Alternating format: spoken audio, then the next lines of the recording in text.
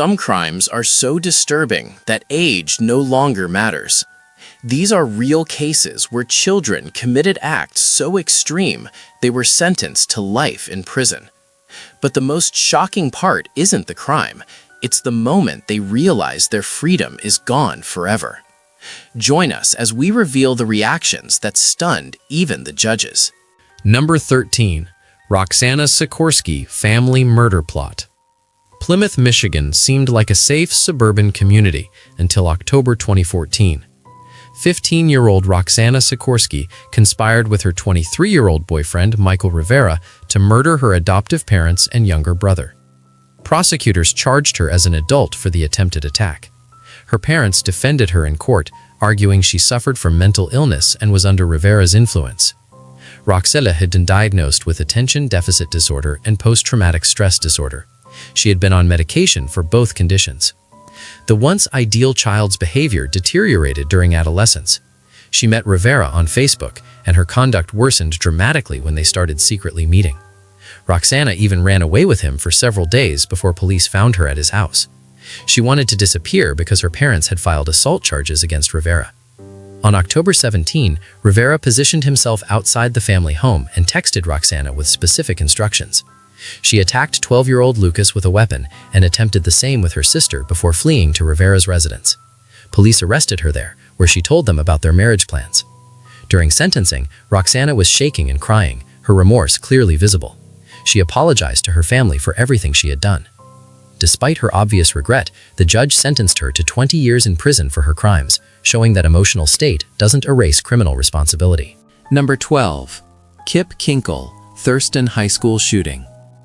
May 21, 1998, Springfield, Oregon. The day before, 15-year-old Kip Kinkel killed both his parents at home. The next morning, he drove to Thurston High School armed with multiple weapons. Kip opened fire in the cafeteria during breakfast. He killed 2 students and wounded 25 others. Students finally tackled him and held him down until police arrived. Detectives found his parents' bodies at the family home during the investigation. Kip had shot his father multiple times and then waited for his mother to come home. He killed her too when she arrived. Psychiatrists evaluated Kip and diagnosed him with paranoid schizophrenia. His defense team argued he was mentally ill and not fully responsible. Prosecutors pushed for adult charges and maximum penalties. Kip pleaded guilty to 4 counts of murder and 26 counts of attempted murder. Judge Jack Madison sentenced him to 111 years in prison without possibility of parole. Kip was 16 at sentencing. During the hearing, he cried and apologized to the victims and their families. His remorse seemed genuine but couldn't undo the damage. The case raised questions about mental illness, warning signs, and gun access for troubled teens. Kip had shown concerning behavior before the shooting. His parents had even taken him to counseling. The tragedy shocked Oregon and added to growing concerns about school violence in America. I'm going to ask you a simple question. Are you a naturally curious person? If you're watching, I'm pretty sure the answer is yes. This space is made for people like us. To ensure you're always part of this community and receive all our latest discoveries, you just need to do one thing: subscribe to the channel. It's the best way to stay connected with us. Okay, now that you're part of our Legion of the Curious, let's move on to the next item. Number 11. Morgan Geyser and Anissa Weir Slenderman stabbing. Wisconsin authorities couldn't believe what they were hearing in 2014. 2 12-year-old girls had lured their friend into the woods and stabbed her 19 times to please a fictional internet horror character called Slenderman. Morgan Geyser and Anissa Weir had planned the attack on their friend Peyton Leutner for months. They believed killing Peyton would make them proxies of Slenderman and protect their families. After the brutal stabbing, Peyton managed to crawl to a nearby road where a cyclist found her and called for help. She survived despite her severe injuries and blood loss. Both girls were arrested and charged as adults despite their young age. Defense attorneys argued both suffered from mental illness. The court found them not guilty by reason of mental disease or defect. Instead of prison, they were committed to mental health institutions. Weir received a sentence of 25 years to life in a psychiatric facility. Geyser got 40 years to life in mental health treatment. 7 years later, Geyser was granted supervised release but would remain under monitoring until age 37. Both girls looked disheveled and remorseful during their sentencing hearings. Morgan was tearful when she addressed the court, apologizing to Peyton and her family through tears. The case highlighted the dangerous influence of online horror fiction on vulnerable young minds. Number 10. Joshua Phillips, Maddie Clifton murder. November 1998, in Jacksonville, Florida. 8-year-old Maddie Clifton went missing while playing outside. The entire community searched for her for 7 days. Her body was under a waterbed in her 14-year-old neighbor's room the whole time. Joshua Phillips had killed Maddie and hidden her body in his bedroom. His mother discovered it while cleaning and immediately called police. Joshua claimed the death was an accident during play that went wrong. Forensic evidence told a different story. Maddie had been struck multiple times and stabbed. The violence indicated this was no accident. Prosecutors charged Joshua as an adult with first-degree murder. His trial began in July 1999 when he was 15 years old. The jury found him guilty after only 2.5 hours of deliberation. Judge Brian Donner sentenced Joshua to life in prison without the possibility of parole. Joshua showed little emotion during most of the trial. He maintained his story that it was an accident gone wrong. His father was a police officer, which added another layer to the case. Joshua has tried multiple appeals over the years, all denied. A 2012 Supreme Court ruling gave juvenile lifers hope for resentencing. Joshua's case was reviewed, but his sentence was upheld. He remains in prison today, still maintaining the killing was not premeditated despite all evidence to the contrary. Number 9. Eric Smith, Derek Roby murder. A summer bike camp in Savona, New York, August 2, 1993. 4-year-old Derek Roby was walking to the camp when he encountered 13-year-old Eric Smith. What happened next was brutal beyond belief. Eric lured the little boy into a wooded area and attacked him with rocks. He strangled Derek and continued the assault even after death. The violence was extreme and unprovoked. Eric was arrested the next day and charged as an adult. His defense team argued he suffered from intermittent explosive disorder. Psychiatrists testified about his troubled childhood and mental state. None of it mattered to the jury. They found him guilty of second-degree murder. The judge sentenced Eric to 9 years to life in prison. He was just 14 years old at sentencing. Eric showed minimal emotion during the trial and sentencing. His flat affect disturbed many observers. He has since been denied parole multiple times over nearly 3 decades. Each hearing brings back the trauma for Derek's parents, who attend every single one. They speak about their son and oppose Eric's release every time. In 2022, Eric was finally granted parole after his 11th hearing. The decision sparked outrage from those who believed he should never walk free. He was released in February 2022 at age 41, having spent 28 years behind bars for a crime committed as a child. Number 8. John Venables and Robert Thompson, James Bulger murder. February 12, 1993, a security camera at a Liverpool shopping center caught something that still haunts Britain today. 2 10-year-old boys were leading a toddler by the hand, walking him away from his mother. James Bulger was only 2 years old. John Venables and Robert Thompson took him on a 2-mile walk that ended in his death. The boys tortured and killed James near a railway line in Walton. His body was found 2 days later. The case became one of the most shocking crimes in British history. When police arrested the 2 boys, they were the youngest convicted murderers in modern English history. The trial took place in November 1993 at Preston Crown Court. Both boys sat in a special elevated dock so they could see over the furniture. They were found guilty of murder and detained at Her Majesty's pleasure. Judge Michael Moreland said their crime was an act of unparalleled evil. During sentencing, both boys showed little emotion. Robert Thompson remained completely still while John Venables cried quietly. The public reaction was massive. People wanted harsh punishment despite their young age. Both served 8 years before release in 2001 with new identities. Venables has since been sent back to prison multiple times for various offenses, making the case even more controversial. Number 7. Willie Bosket, New York subway murders. March 1978, New York City subways. 15-year-old Willie Bosket went on a shooting spree. He killed 2 men and wounded 6 others in random attacks on trains. Willie showed no remorse and bragged about his crimes. He was already well known to the juvenile justice system. By age 15, he had committed over 2,000 crimes. The 2 murders were just the beginning of his violent rampage. Willie was arrested and tried in family court because of his age. The maximum sentence for juveniles in New York at the time was 5 years. This outraged the public and politicians. Governor Hugh Carey responded by pushing through emergency legislation. The Juvenile Offender Law of 1978 became known as the Willie Bosket Law. It allowed 13-year-olds charged with murder to be tried as adults. Willie received the maximum juvenile sentence of 5 years. He was supposed to be released at age 21. But Willie couldn't stop being violent, even in custody. He attacked guards and set fires repeatedly. Authorities kept extending his detention. Willie has been in solitary confinement for decades. He will likely never be released, despite his original 5-year sentence.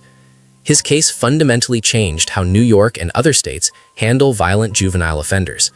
Willie himself became a symbol of why the system needed reform. Number 6. T.J. Lane Chardon High School shooting. February 27, 2012 started as an ordinary Monday at Chardon High School in Ohio.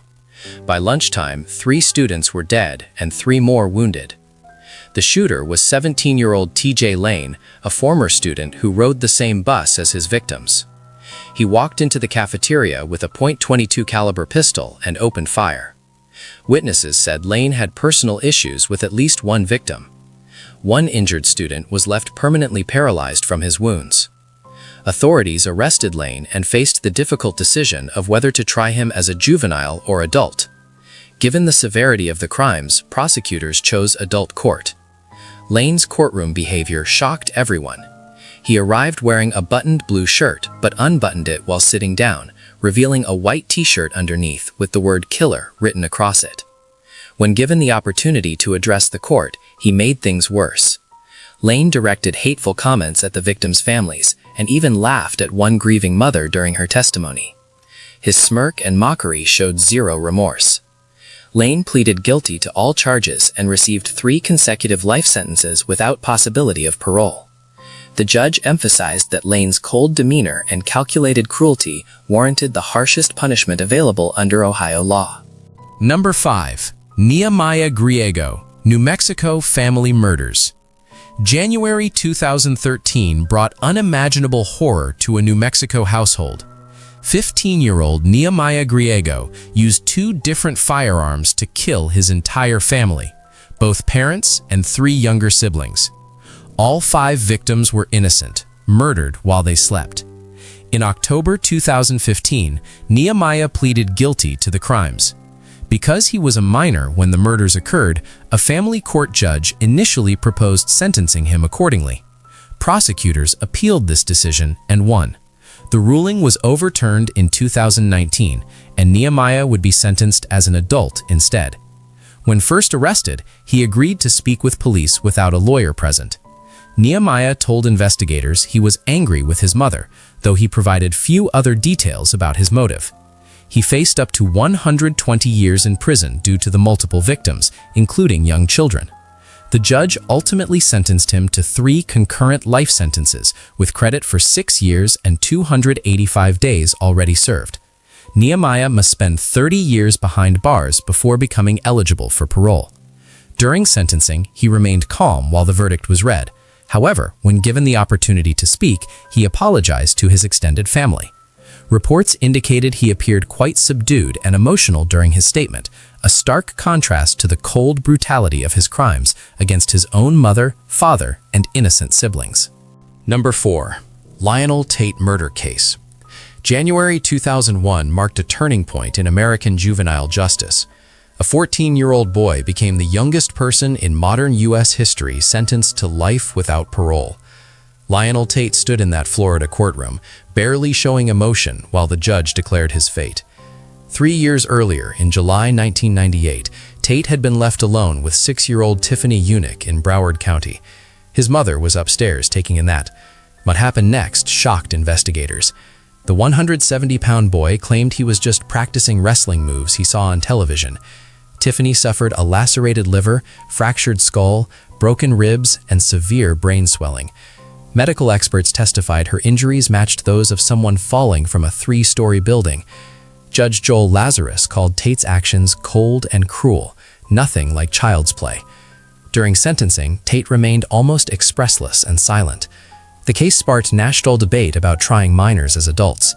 In 2004, an appeals court overturned the conviction, citing concerns about Tate's mental competency evaluation. He was released with 1-year house arrest and 10 years probation. The reversal didn't end his troubles, though.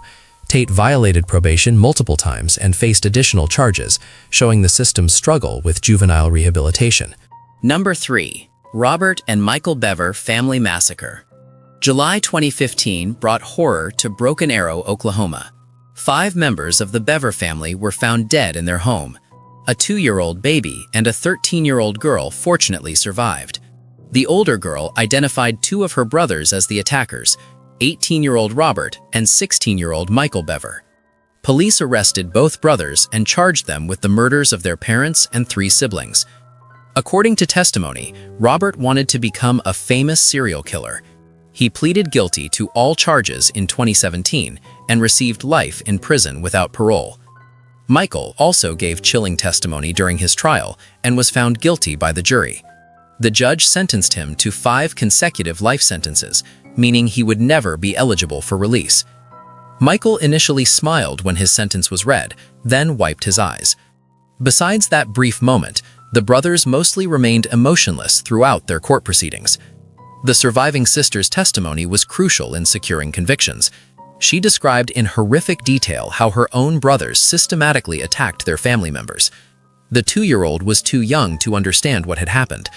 The case shocked Oklahoma and raised questions about warning signs of violence in teenagers. Investigators found evidence the brothers had been planning the attack for some time, with detailed notes about their intended killing spree. Number 2. Conrad Schiffer, Osceola County Random Shootings.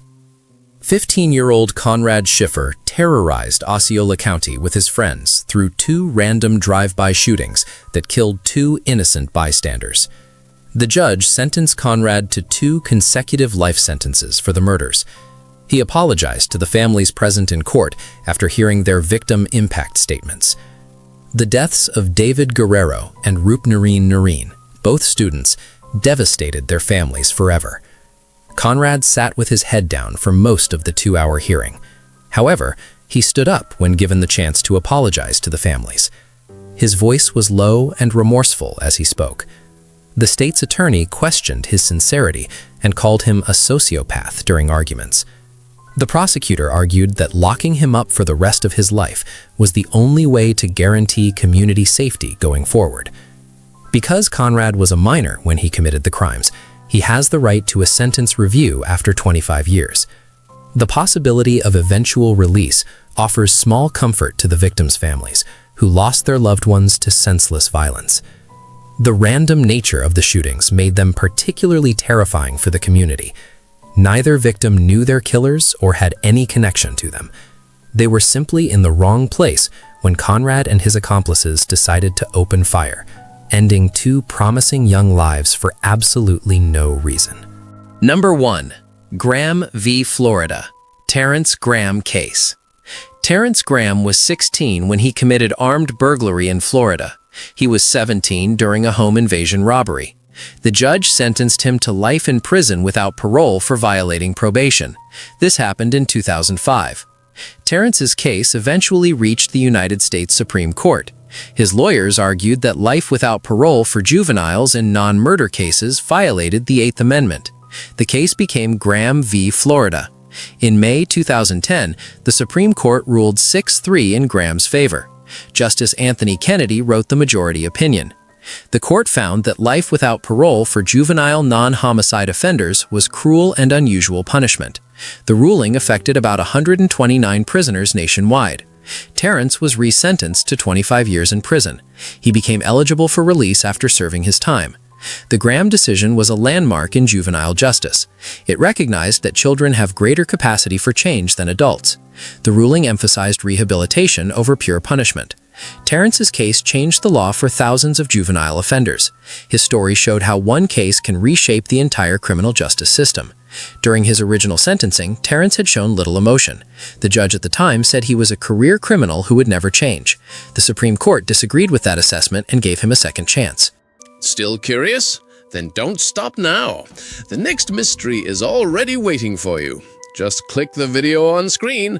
I saved it just for you. See you there, curious one.